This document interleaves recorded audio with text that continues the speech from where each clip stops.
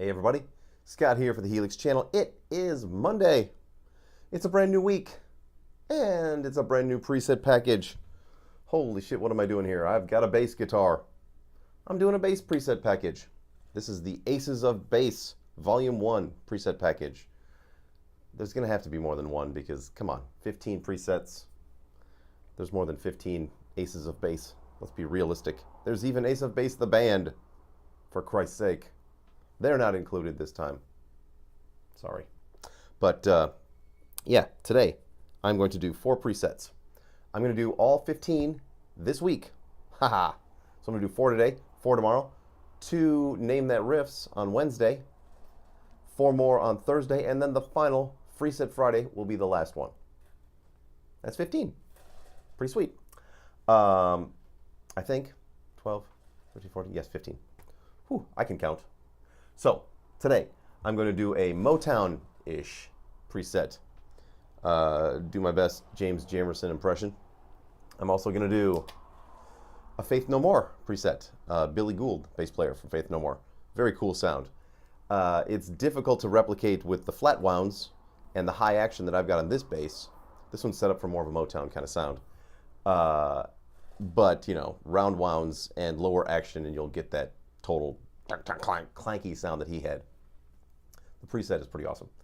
A Pink Floyd, Roger Waters bass sound, and an OJ's For the Love of Money, because it's one of the coolest affected bass sounds pretty much ever. I got the chance to see them. They opened for Earth, Wind and Fire. This was back in the 90s, so it was, you know, one of those revival shows where all the bands played medleys of their own tunes, which was kind of a drag, because that meant that they were cutting out verses or bridges or whatever out of some of their songs so they can push them all together, and Earth, Wind & Fire did the same thing. It was kind of a drag, but it was still awesome seeing them all. The Isley Brothers were there as well, which was awesome, with Ernie. Pretty sweet. I've even seen Ernie solo, so pretty cool. But yeah, so shall we Motown this sucker up?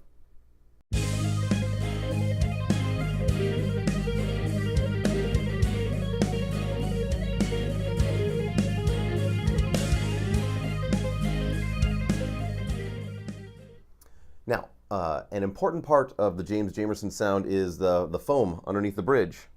I don't have, you know, a ton of it, but I've got a piece that that'll sit right under the bridge here, and it, you know, like the old P basses had the little cap that sat over the bridge right here, and it had a piece of foam that did that, and then, you know, people would later simulate that because those things eventually either fell off or, you know, they took them off and didn't put them back on, and then, you know, eventually Fender just, you know, stopped including them, except for their, you know, like reissues and stuff. So people would take their own pieces of foam and stuff it right up there under the strings by the bridge, and it gives you a really cool, you know, deadening of the strings in a way that's actually pretty musical. So let me unplug the microphone and let's get down to some bass, eh?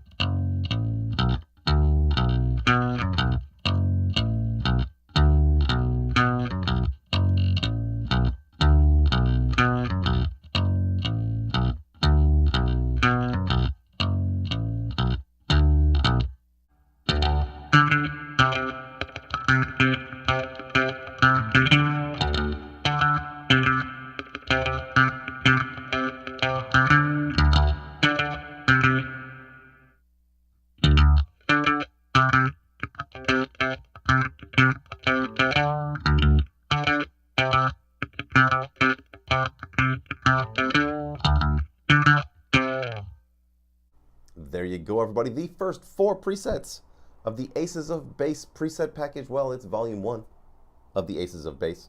There is a pre-order link in the description. You can pre-order these suckers. I was going to swear right there, but I held back. You can pre-order these presets. I'm going to go to the rehearsal room this weekend, set the volumes for them.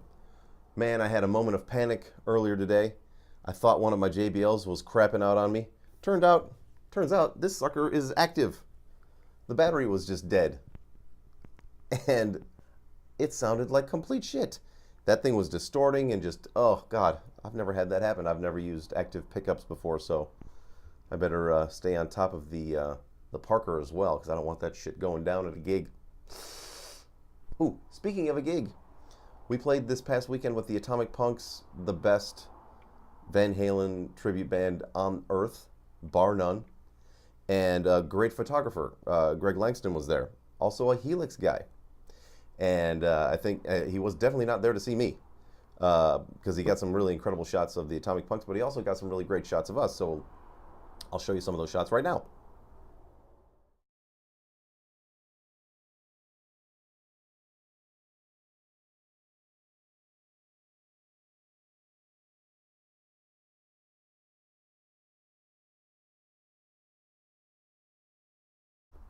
And so thank you, Greg, for coming out and taking such incredible photos. What a fun night, man. I'm telling you, those guys kicked ass. For me, it wasn't such a great night because my Ibanez went out of tune during like the 4th song, and I couldn't recover. So I had to switch to the Parker, and then the sound man was just awful that night. Greg would attest. He wasn't that great for the Atomic Punks, but for me, it was a nightmare. The only gig I've ever played where I didn't bring my JBLs because I didn't want to have a huge hassle in setting up before the other band.